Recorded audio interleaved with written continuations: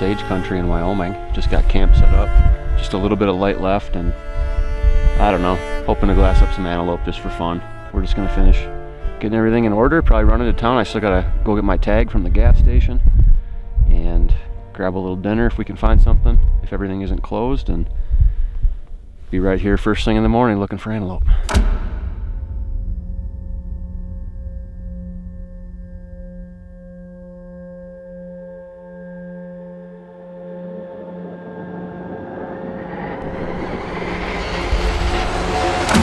Okay, it's the morning of October 7th. Rolled into camp kind of late last night, got set up. Definitely some animals around. All three of us have tags, and we're just gearing up right now because we actually spotted a herd right away this morning at first light. There's a pretty nice buck in there that I think Pete wants to go after. Just woke up, already in the game, just gearing up here to get after him. One of my favorite parts about coming out here to this camp is having new people along. The last couple of years I brought up my friend Nick Pearson. He knocked down a couple of antelope, and it was his first ever Western big game hunt. Got him, baby! Got him! Yeah!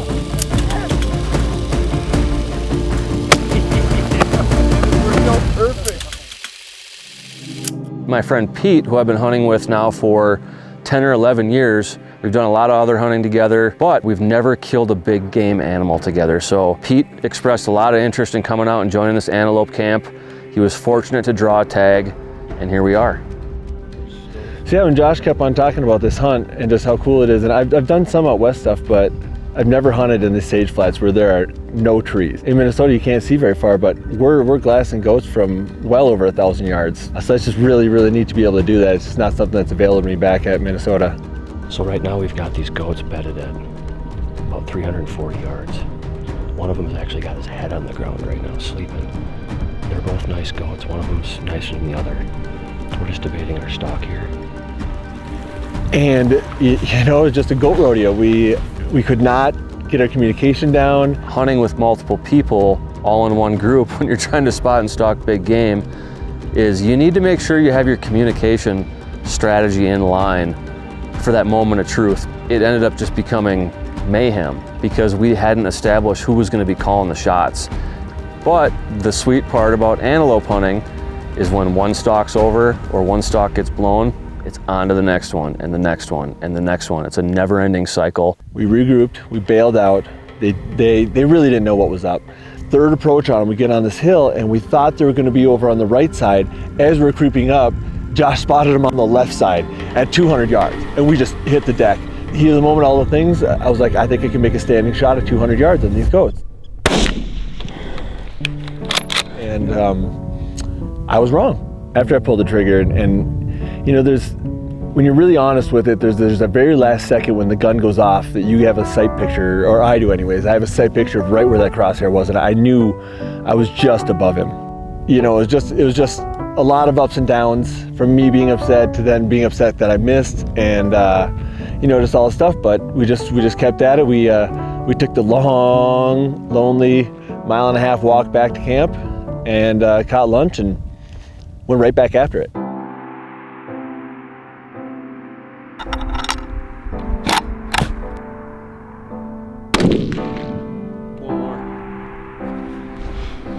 Just making sure the second rifle is ready to rock here. We didn't have time this morning. We got right going after some antelope, but as you saw, those stalks did not go as planned. It was kind of chaotic. So we're gonna get the second rifle in the mix, get Jake behind the gun because he won the coin toss this morning. Tails. Jake's up first after Pete. See if we can go find some more antelope. We haven't seen a whole lot today, so we're just gonna have to get out on the country and spot some somewhere. Oh, we found a water hole that still holds some water. To be honest, let's go on to HuntStand and mark it in here. Now that we know the water's here, it must be why they're coming through here.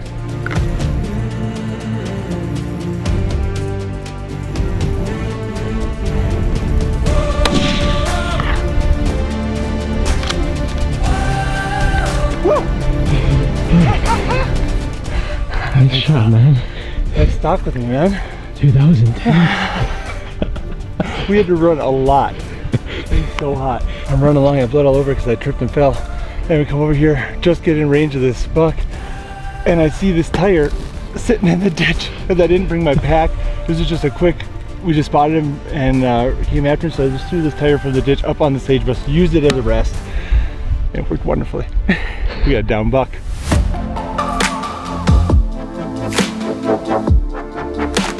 And when we got over on him, I mean, first of all, he was bigger than I thought. It was so cool. Such a cool animal with those prongs. The lines on him, the white to the tan on the hair is just beautiful. The markings on the face, I don't know how small they are, but how big they still are, kind of. They're really, really neat animals.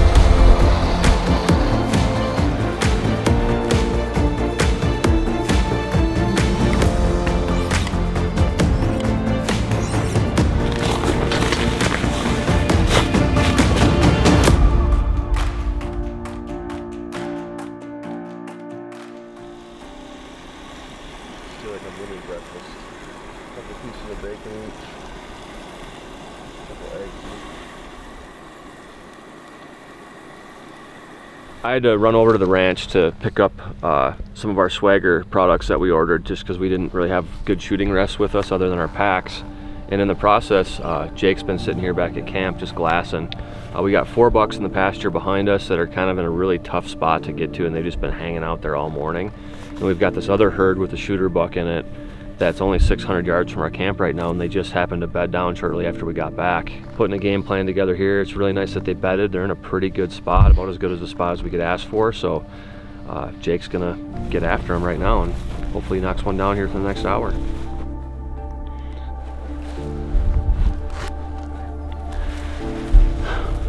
So we're just working this ridge top, trying to get a good vantage on them without getting skylined, using HuntStand to kind of gauge distance.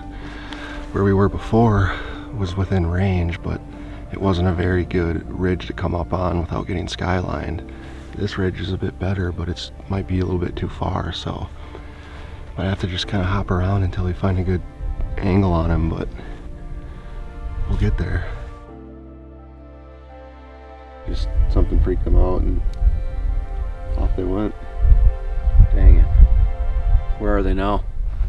Over on the neighbors? Oh. We don't like to skimp on our camp meals, so we do it pretty good. Right now I'm making some Reubens for everybody, and I'm running everything on the Camp Chef Everest 2-burner. This thing is freaking awesome, especially when you're dealing with a lot of wind. Even though we feel like we have our camp cooking situation pretty dialed, it doesn't help when you forget all the utensils. So I'm making everything right now with a fork. This is my spatula, my tongs, and my fork when I decide to eat. So I guess we don't fully have it dialed, but we're pretty close. We have a few bucks glassed up here, and yesterday when we were walking through there, we noticed a water hole, and so I marked it on our map on HuntStand, and so now we can use it today because we think they're going there. As you can see, I'm using my hood as sunshade because there's no shade, and it's like 70 degrees out, no wind. So these bucks got to go to water at some point. All right, so we've been sitting here debating our game plan for this afternoon, and we decided it's probably in our best interest to just split up rather than having 4 of us out there. Pretty chaotic. There's no wind right now, so it's kind of hard to sneak around. It's high sun. We're just super easy to see. So Jake's gonna move in on these goats that we've been seeing that are kind of congregating around this windmill water tank area. Pete and I are gonna go split off and go hunt an area of the property that we haven't really been on yet. So we're about a mile and a half from camp, popping up every once in a while to get eyes on them, see where they're at, and kind of get an idea of where we're at, using HuntStand to keep a frame of reference. It's hot, we're sweating, thirsty, but we're getting close, and we'll see what happens. But gotta keep grinding and hopefully get in a good spot.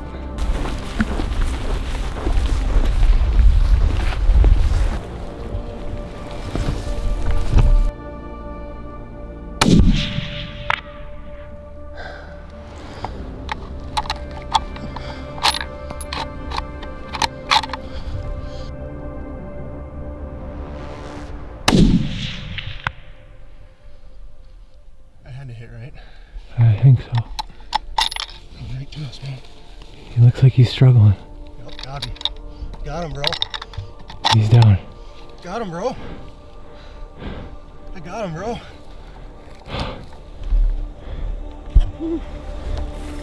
That was the craziest situation.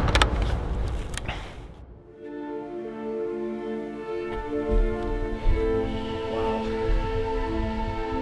That was intense.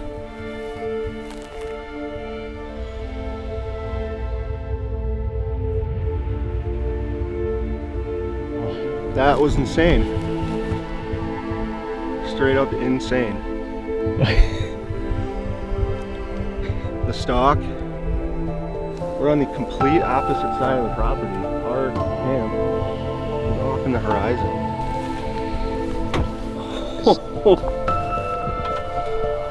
Dude.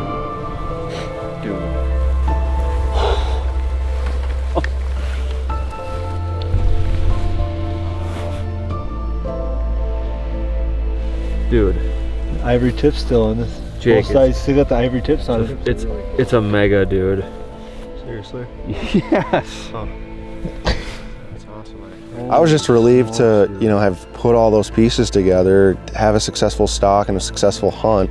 I knew the antelope I had shot was a nice antelope, but it's so hard to judge, size with these animals. But when Josh and Pete rolled up, the looks on their faces were kind of telling that, this was probably actually a nicer antelope than I realized. So, I'm just, really happy to, have had a successful stalk on my own, let alone with an animal of that caliber.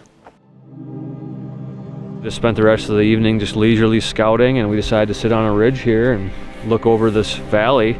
We actually got to watch the hunt unfold probably 2 miles away through the Burris spotting scope, walking up to the antelope. So in a way we were a part of the hunt. It was just a crazy day.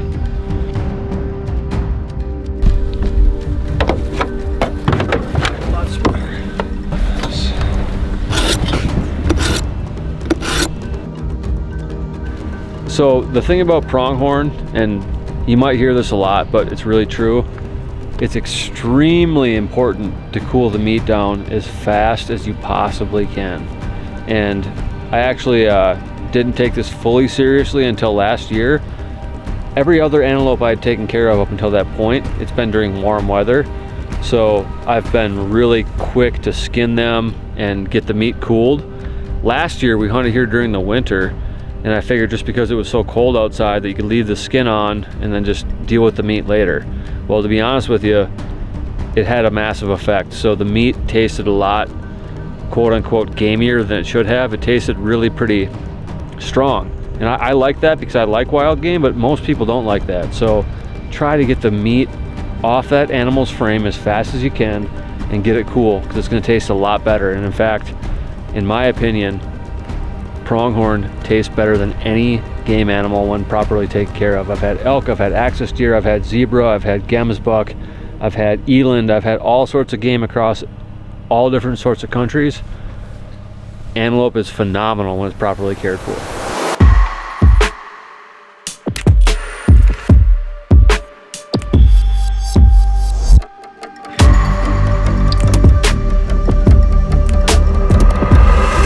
We're having a late breakfast here.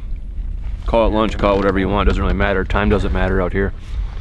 Just been glassing all morning, hoping some of these antelope move back into the pasture where Jake shot his, because there's a few other nice ones that have been lurking around since we got here. And there's definitely some antelope moving around back there. Just debating whether we should maybe go hit a different spot in the meantime, give these things some time to move around and come into this pasture so we can get a better look at them. I think that's probably what we're gonna do. So finish up here, gear up, and go head to a spot yesterday where I actually had a couple different close calls and decided to pass on those bucks, but I'm sure they're still over there and maybe another one moved in.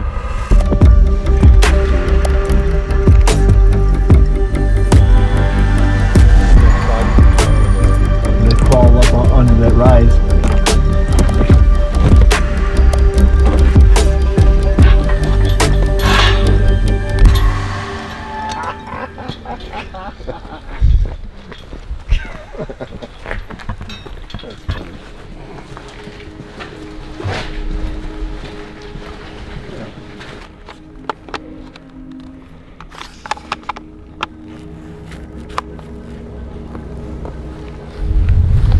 approach was not going to work. The buck ended up getting ahead of us, so we just doubled around, and he's going to a water hole right now. So it was nice to be able to use HuntStand because I could figure out exactly how far we needed to go from point A to point B to somewhere get in the region of him, and that's what we're gonna try to do right now.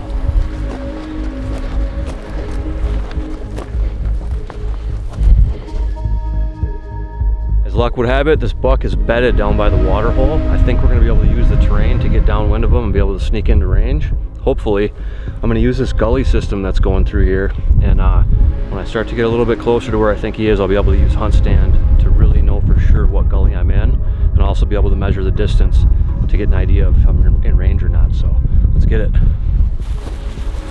I snaked my way through this terrain.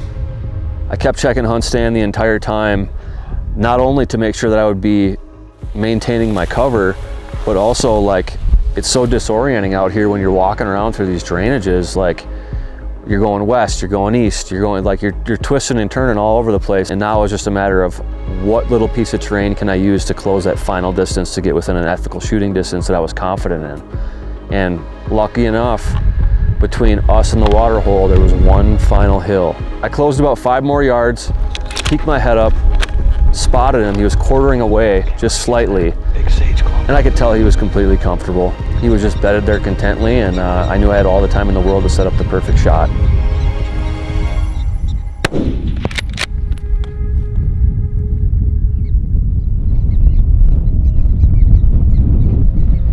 Holy smokes. Not all stalks are perfectly executed, let alone you have all the uncontrollables in your favor, and it's just my lucky day. Those guys are up on the mountain watching. He's bigger than I thought. Like a class bigger than I thought.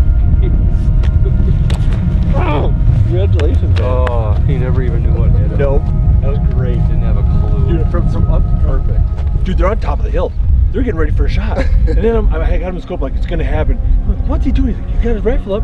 And then I pan over to you in the spotting scope, and I could see you crawling straight away from us. And both at the same time, like, he must be looking for a better angle. He did, and he had no idea we were there. He never even looked in our direction.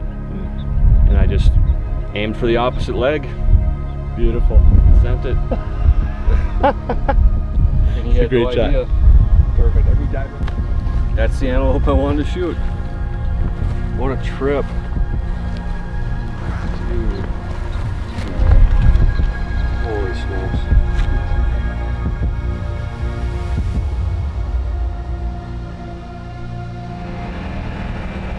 For any hunting camp that I'm in, a huge part of it is always making meat. And for this one, I was really excited because Pete shares that passion with me. You know, all my friends who I hunt with love hunting to get meat, but Pete is one of those dudes who really, really, really appreciates putting meat in the freezer, putting meat on the table for his family. To be able to share the skinning rack with somebody who cares that much about the process is always a treat. And I've been hunting with Pete for so long. We've never shot a big game animal together. You learn a lot about a man as you're sitting there breaking an animal down. You both got knives in your hands. And I have a lot of respect for Pete and how he's able to break down animals, and to be able to do that together, it's a really sacred experience that I treasure with anybody. And to have him out here on his first antelope hunt with me, kill his first goat, break down his first goat and my best goat, all on the same trip, it doesn't really get much better than that. I really didn't realize how fragile the hair is. You know, you can't force it. Like, it was very important that Josh sharpened both of our knives right before we went at it. With a dull knife, you'd be fighting and you'd be pulling so much of that hair out. So I've been wanting to have an antelope on my wall for pretty much ever since I started antelope hunting, and I just wanted it to be the right one, and this was definitely the right one. Yeah. What's great about this hunt, this camp, is that, you know, everyone wants to shoot something, but it's really unlike a whitetail hunt or a mule deer hunt. It's not about size, it's not about this or that. It's not even really about success. It's about who's in camp with you. Really it's just fun to get out here and do this with your friends. To be able to do my own hunt, my own first hunt, and my own sneak, but then to also see Jake do his sneak from a long ways away, and then see Josh do his sneak from, only 700 yards away, seeing his buck bedded the entire time. I got to watch through the scope his shot. I don't know. All this hunting stuff is just, it's the coolest thing in the world. There's just something about being out here that is unmatched anywhere else. This is honestly the hardest one to pack up and leave. Waking up the final morning here, seeing that final sunrise and knowing that I'm not gonna be able to wake up the next morning and do the same thing again, it's always a little bit heartbreaking. But you better believe that I already have another friend lined up who's never shot a pronghorn before, and we're gonna be right back out here the same time next year doing it again.